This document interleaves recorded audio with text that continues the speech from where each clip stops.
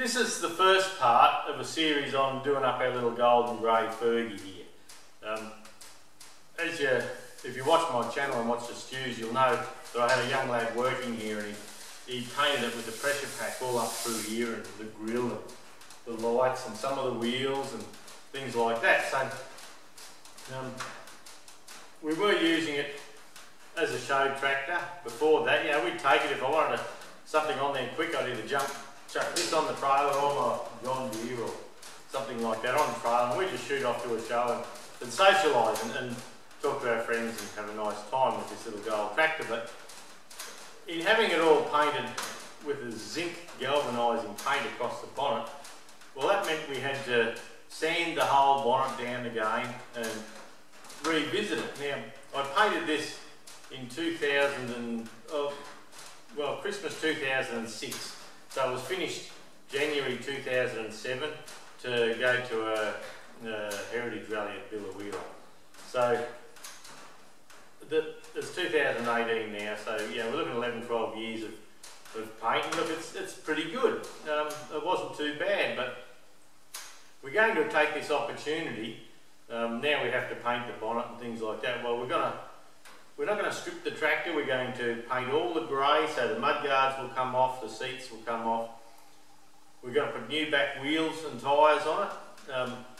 These wheels I'm going to keep them to put on an old tractor to run around the yard, and I have new rims there. I have new front rims and tyres to go on it. Mainly because that's the cheapest way I can buy the new tyres, owning a tractor parts place. The dash is going to be repainted. The seat's been a non-genuine seat right from the start, and it's buckled a bit at the back, and they're just not as... They look the same, but they're just not quite as wide. And so everything grey is going to be replaced. These headlights were aftermarket Ford ones.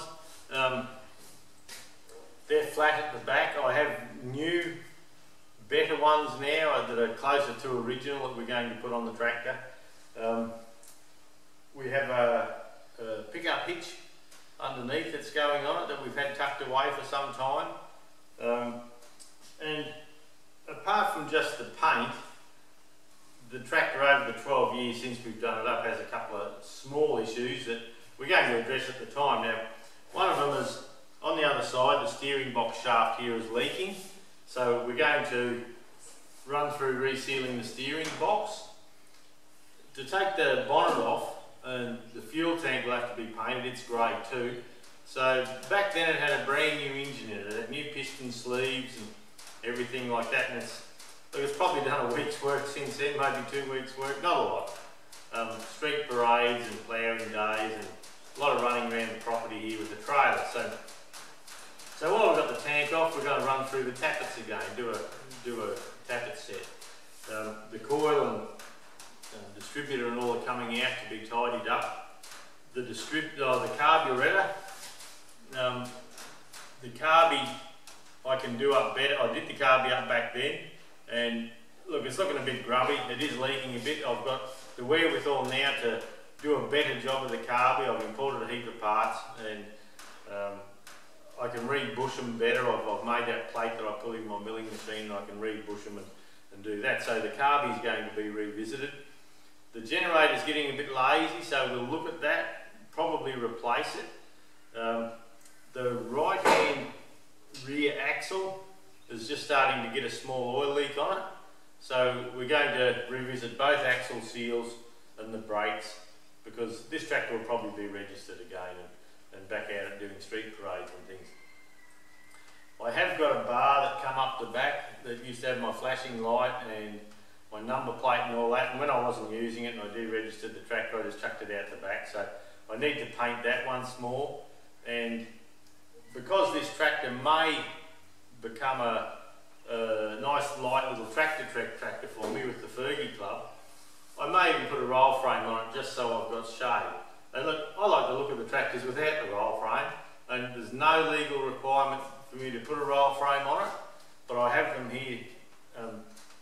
Well, I have one here anyway, and I just thought, just for the shade, or if you're out doing a tractor run and it gets rainy or something like that, yeah, having a bit of shade might be the go. So I'm not definite on that yet. I may do that, I may not. I'm still a bit undecided. I do like the look of the tractors without the roll frame on them. The tyres on this are original. I believe I'm the second owner of the tractor. It came to Victoria originally, and I bought it off an orchard owner that moved up this way. And it's got 11.2s on it, and 616s on the front. So the 11.2s, I'm probably going to take up to 12 floors or 13s or something like that, just to bring the tyre a little bit taller, which in turn out on the road will give me a better road speed. It's not a ploughing tractor anymore. We have a 48 Fergie we're doing up over here, and that's going to be the little ploughing tractor. So we also have a genuine Ferguson carryall that I painted years ago, and my mate was going to do some timber for it, and he never ever did. So it's sitting out the back, and it needs repainting again. So this is just going to be a drive around tractor. So drive around with a big grin. So follow along over the next, I don't know how many episodes it's going to be. We'll just poke along. I'll have this on a separate playlist.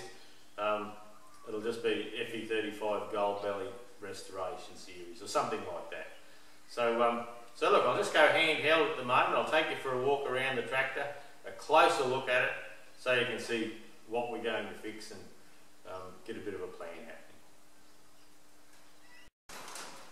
happening. Okay, so you can see the galvanised spray paint around the bonnet and around the grille and on the light, then down on the wheel. So that's what's brought all this on originally, or else I may not have bothered. There is a bit of paint down on the back wheel too, so, but not to worry, we're moving on from that. I was a bit shitty at the time, but we're all good now. Now, the carby in there, it certainly needs a bit of work. Like those two hose clamps on the fuel line shouldn't be there. We're going to fix that up. I do like the downswept exhausts. The air cleaner needs a tidy up and a paint. The seat has never been real good. I've never been 100% happy with it. That brake shaft there should be an O-ring in there, and that's leaking, so we'll do that while we're doing the brakes.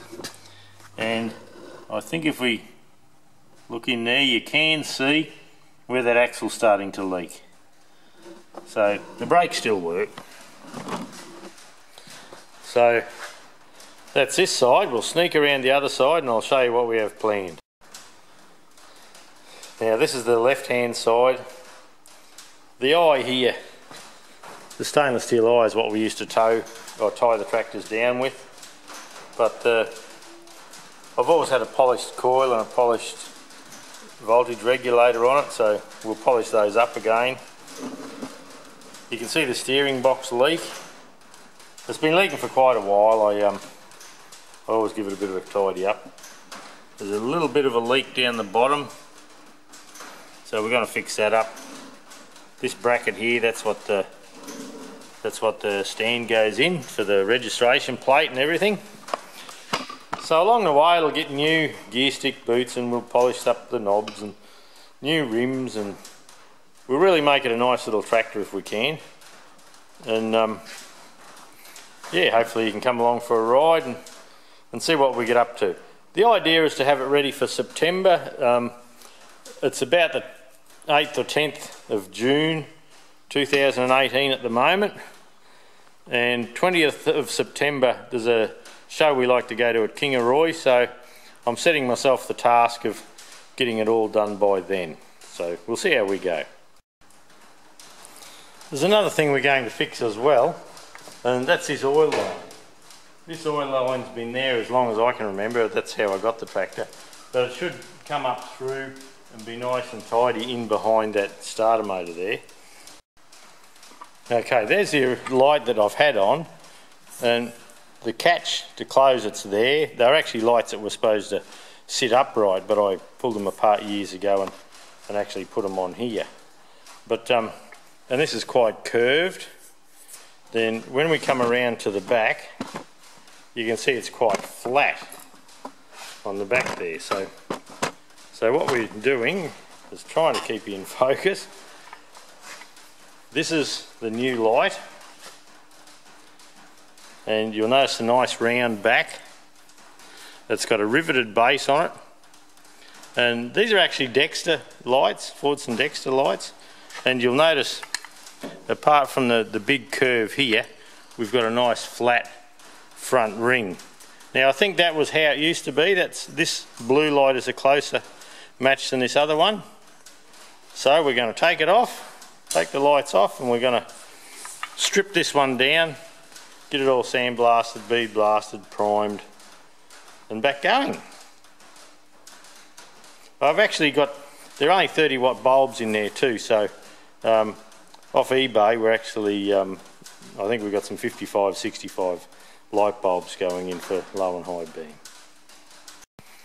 Right, there's our new rims and tyres. I'm actually going to take the tyres off those rims and paint them the proper colour. The difference with these being aftermarket is that they only have 6 holes, the genuine ones have 12. And oh look, I think I'll just run with these ones. It's going to be a tractor we're building to use, not just sit and have perfect for show. So anyway, that's the front rims. Now here's a pallet that I've had tucked away, and I have new T20 19-inch tyres, T20 wheels, but they're the rims we're going to use. They're a Sparex rim. There's the Sparex number, S42169, and they're not sponsored by Sparex, even though Sparex does help out with the channel. They're not sponsored by Sparex, I bought them myself. But look, we'll just run through. If you look down in the centre there, there's the original centres for the 1948 TE20. We have Fergie weights. They're the weights for the front wheels on a TEA, TEF. And there's some rims with the weights still in them. And that's the front end that I've done up. So I suppose the other opportunity we have at this stage is to drop 19-inch wheels on the front and put some weights on it. But anyway, we'll make our mind up as we go. Right, another thing I've just worked out that's going wrong here is we have quite a bit of movement where the pin goes through the main housing here and in the front pivot. Now if you watch it, as I jack the whole tractor, you'll see the pin starts to move there, and then the axle moves. If we go back a bit, you can see it quite easily. So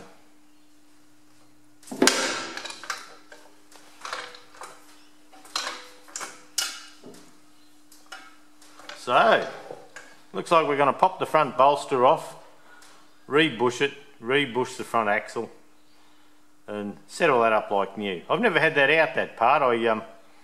Last time I did the tractor up, I probably didn't test that, I'd imagine.